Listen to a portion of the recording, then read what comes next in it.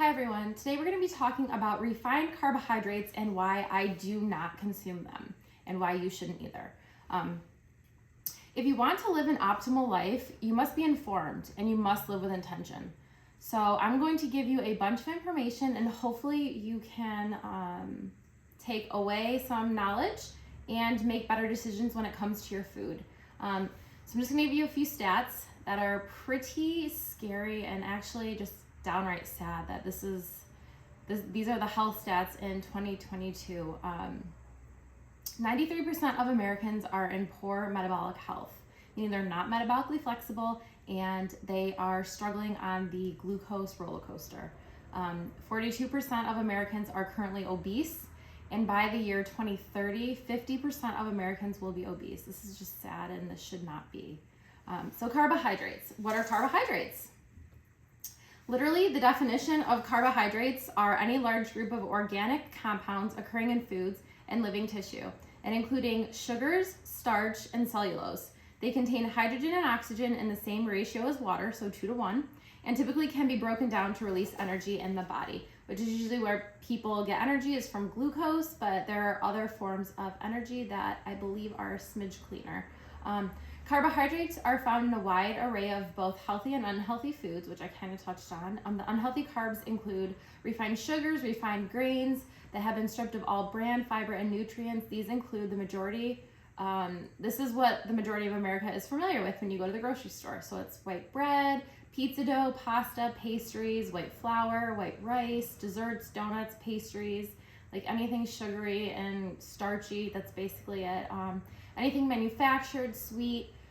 So think of the foods that are made in factories that are cute little wrappers and packaging on it. Breakfast foods, cereals, oatmeal, snacks, bread, white potatoes, pastas. You generally want to remove these foods from your diet and replace them with clean, healthier carbohydrate foods, which I'll get to shortly. But this is why I avoid the refined carbohydrates. They cause an insulin roller coaster. So when people say they're hangry, it's because their blood sugar is dropping.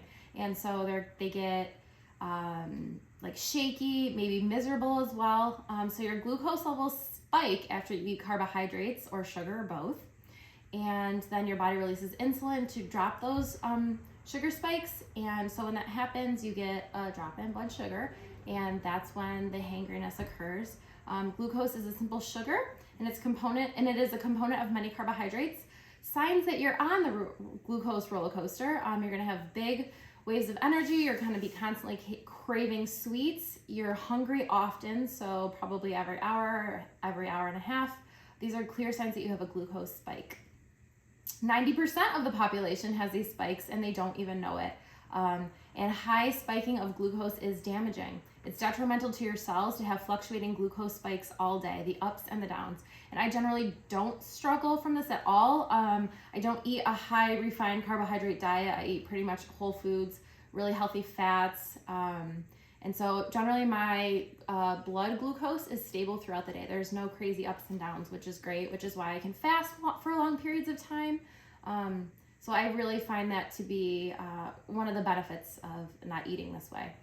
So after you eat the carbs, your body turns the carbs to sugar and glucose as it arrives in your bloodstream, and it permeates the cells and goes right into the mitochondria, which are the powerhouse of the cell. This is where your food is transported into what is called ATP, which is energy for the body to use.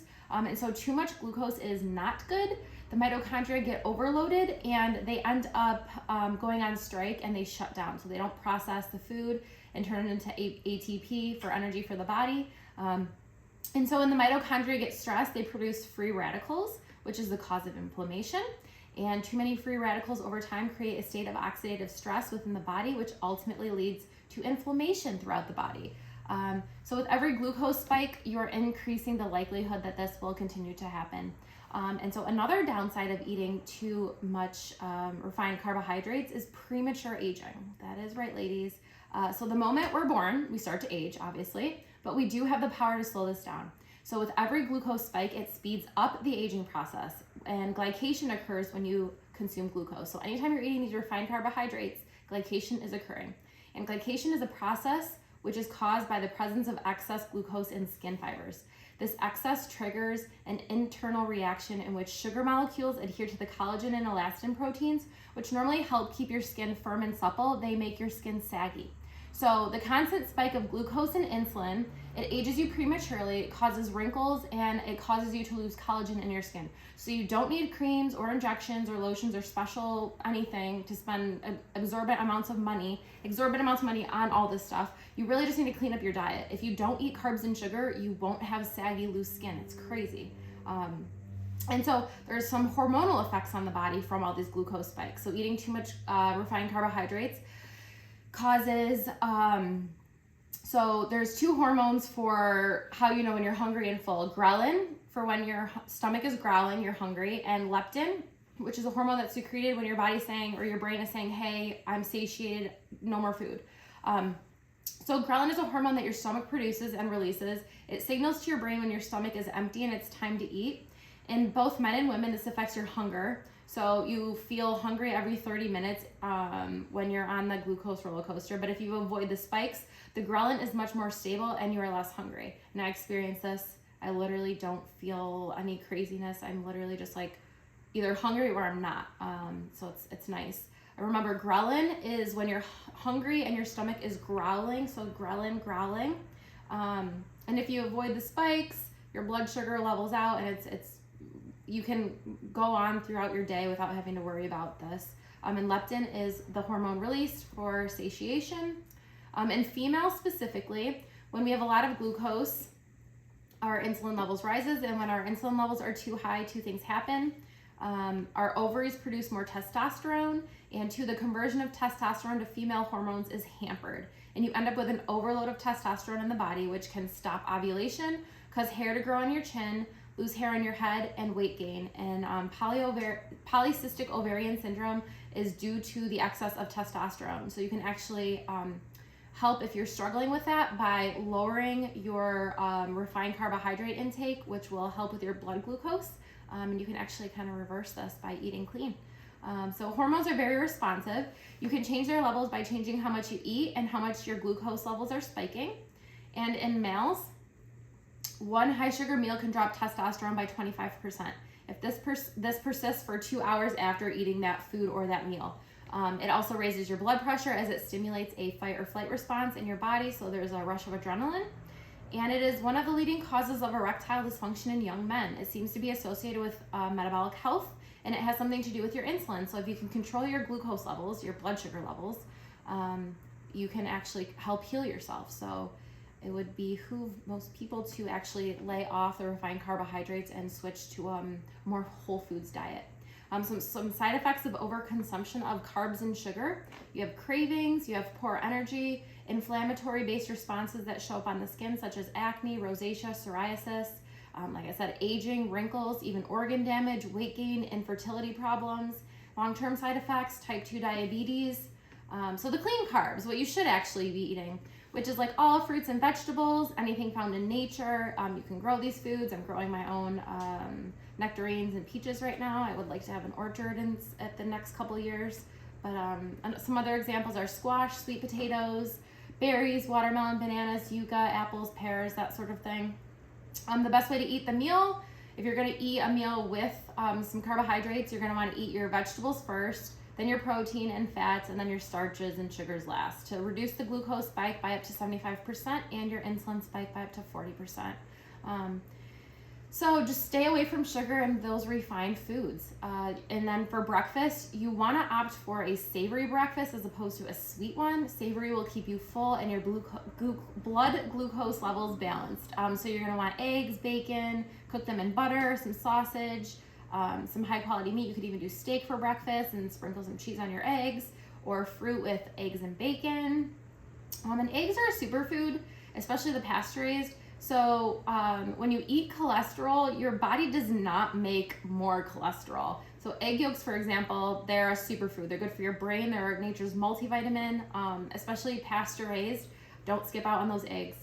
So there was a little example of when a study done with people with type 2 diabetes, when they were switched from an oatmeal-based breakfast to an egg-based breakfast, their heart disease markers went down and their type 2 diabetes went into remission or went away completely. And if you're gonna snack, make sure you're having a savory snack, not a sugary sweet one, if you can help it. And then those that eat rice, I generally opt for cauliflower rice. I love it. It's very low carb and it's so versatile. But if you really cannot stomach it, just keep in mind that rice is very high in heavy metals and arsenic and lead. The reason that it's high in metals is because one of the organic metals found in the soil, and two, the pollution.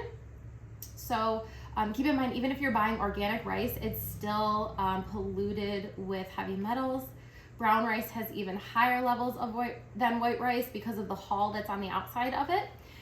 So if you're gonna purchase rice, make sure it's grown in California. The Lundberg brand is California rice, and it is low in heavy metals. But if you want to avoid it altogether and you don't want to do the cauliflower rice, then I would get yourself some wild rice. It's not technically rice, it's an aquatic grass. It has 0 heavy metals. It's higher in protein and higher in fiber than regular rice. So that's a good option if you don't want to go with the cauliflower rice. So some benefits of the lower carb, less glucose in your diet is that your mental health improves, you have mental clarity, you don't have crazy cravings, which I don't. You're not tired in the middle of the afternoon, like after your lunch, you're like, oh my gosh, I need to take a nap. None of that. You sleep like a baby. I sleep at least 9 hours a night, and I get some really good sleep. So some carb hacks. I like Pellegrino water, and I add apple cider vinegar to it and make it kind of like a tonic. And I love it. I know some people probably think it's weird, but that's like kind of my go-to beverage if I had a choice besides water. So if you drink this before your meal, you will actually cut the glucose spike up to 35% without doing anything else, not even changing anything. But I do eat low refined carb diet. So this, like, basically I have like almost no glucose spike whatsoever, which is cool. You will eating food no matter what, but it really does lower the level of glucose that spikes. So that's nice. And that is because the acetic acid found within vinegar slows the breakdown of starch to glucose in the stomach, and then it tells your muscles to soak up the glucose as it arrives in your bloodstream. So you're not storing it as fat, but you're putting it into your muscle to use as energy, which is great. Keep in mind that all vinegars do contain acetic acid. Balsamic vinegar is the highest in residual sugars. I like it on my salad, but I do keep that in mind as it does contain the most sugar. And for those that are taking those those vinegar vitamin gummy bears or whatever they are, those are full of sugar, so don't take those. If you want the real thing, just take the apple cider vinegar shot. And then movement, finally, is always good for your body. So after you eat a meal, make sure you go for a walk your dog. You could dance in your house, fold laundry, vacuum, clean, do the dishes, whatever, take the garbage out. But you need to contract those muscles. And when they're using energy, they're gonna look for the glucose in your bloodstream first, and so this will help lower the glucose spike. So movement after a meal is always great. And then lastly is glyphosate. This is a cancer-causing agent, and this is one of the main reasons why I avoid all refined carbohydrates in general. It's just a toxin, basically. So what is glyphosate? It's commonly known as Roundup, and people love to spray this shit on their gardens, around their driveway, on their walkway, and it causes cancer. So if you're spraying this on your house, stop, please, for your own health. It's literally a cancer-causing agent. Glyphosate is a broad-spectrum systemic herbicide and crop desiccant. It is used to kill weeds, especially annual broadleaf weeds and grasses that compete with crops. This is why farmers use it on when they spray on the fields. It's just to keep the crops away, or the weeds away from their crops, but it's actually very detrimental to our health. So this is now found in the majority of urine samples when tested on humans, which is so sad, meaning that we're actually poisoned with glyphosate, a cancer-causing agent, which is why I think the rates of cancer have gone up so dramatically, is because this is literally cancer-causing, which is really sad, honestly.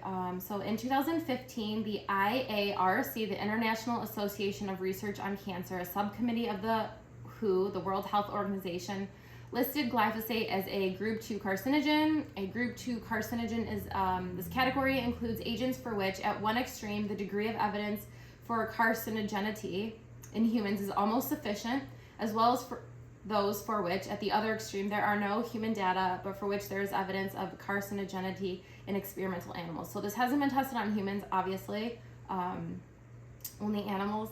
And it has been, that there's data that it would cause cancer in animals. It does cause cancer in animals. So that's enough for me to avoid it. In 2016, General Mills was sued over glyphosate and their Nature Valley products. If you're eating Nature Valley products, please ditch them. They're literally riddled with cancer-causing agents. It's not good for you. They misled the public with its natural claim on the granola bars. The label reads made 100% natural whole grain oats, but this product contains glyphosate, so I don't know how that's natural when it's sprayed with toxic chemicals. Glyphosate is in a lot of food that you're eating, even if you're not eating grains. It's in much of the food that you wouldn't expect. In 2017, the state of California listed this substance as known to cause cancer. In 2018, General Mills was hit with a bunch of lawsuits over glyphosate containing Cheerios. So if you eat Cheerios, you might want to get rid of those as well. They're riddled with cancer-causing agents. It's trash. Meat. So meat, if you're eating a lot of feedlot animals and you don't think you need to buy grass-fed, wild range, or whatever, that doesn't make a difference. Just keep in mind that those feedlot animals that are being fed like literal shit, actual shit and waste, the shit that they're being fed is full of glyphosate, and so they're consuming that, and then when you eat their flesh, you're consuming that as well. So this is why another reason why I'm a big advocate of the grass-fed, the wild range, the free range, wild caught animals, fish, seafood. If you can help it and your budget allows for it, you need to purchase these foods. I'll put a link in my bio for the glyphosate map so you can check the area in which you live in the United States or in the world, and see how toxic the area is that you live, because you'd be surprised at how much glyphosate is sprayed in certain regions. Even if you aren't using it at your house, it's amazing what they've sprayed just from the farms and all the crops and stuff. It's kind of scary. The Environmental Working Group, the EWG, found that eating organic lowers cancer risk. So this is another reason why you should opt for organic products as much as you can. So organic food is not sprayed with glyphosate. Although they did sample some kids' cereal and food, they tested 28 samples. There was glyphosate in all of them. And in 26 of the 28, they found glyphosate levels higher than the EWG's benchmark for glyphosate. So glyphosate was found in Cheerios, Quaker Oats, instant oats, overnight oats, breakfast cereals, highly contaminated with glyphosate. Oats and wheat are terrible for humans, and this is another reason why you should generally avoid them. And if you and your kids are eating this, you need to think about the effects this could have on your family and yourself. I would generally avoid them if you can help it. And then glyphosate was found in beer and wine. So if you're drinking alcohol, there was significant levels of Roundup glyphosate in all beer and wine sampled. There was 20 samples and 19 contained glyphosate. The highest levels of glyphosate were found in Sutter Home wine. So if you drink this wine, it's time to look for a new one. Just dump that shit down the drain. You do not need to drink it. Get rid of it. Glyphosate is not allowed or used in organic farming, but there were several organic types that were contaminated, and it's probably just runoff from the other fields. But if you drink Coors Light or Miller Lite beer, guys, it's time to ditch that as well, because those were highly contaminated with glyphosate, which is so scary. So the side effects of glyphosate and Roundup on the nervous system: it causes cancer, reproductive issues, adverse effects on the brain and behavior, increased risk of some neurological diseases, increased risk of Parkinson's, which causes an increased death in the neurons in the substantia nigra part of the basal ganglia. It's a region of the brain where movement is controlled. So those neurons basically die, and that's why there's like twitchy movement happening. There's an elevated risk of autism, and I think the worst thing of all is it inhibits the gut microbiome. The gut is basically your second brain, and so if it's not healthy, you're not going to be healthy either. So to summarize, this is another reason in general. This is all why I avoid refined grains, oats, wheat. In general, I believe that the risks associated with consuming these foods do outweigh the taste or the need to eat them. There's so many options for eating whole food, like healthy carbohydrates, natural carbohydrates, that I don't think that anyone should really be consuming this food. Obviously, it is your choice, it is your life, it is your diet at the end of the day, but it's very interesting. And I'll add some podcasts to the post here, that if you're more curious about the effects that these refined carbohydrates have on your body and your health, you should definitely tune into these. There's going to be 4 of them, but There's a lot of information out there, and I definitely hope that you learned a little something. This is why you will generally see all my recipes are clean and low carb. So I'm just going to keep putting them out there, and hopefully you enjoy them. Thanks.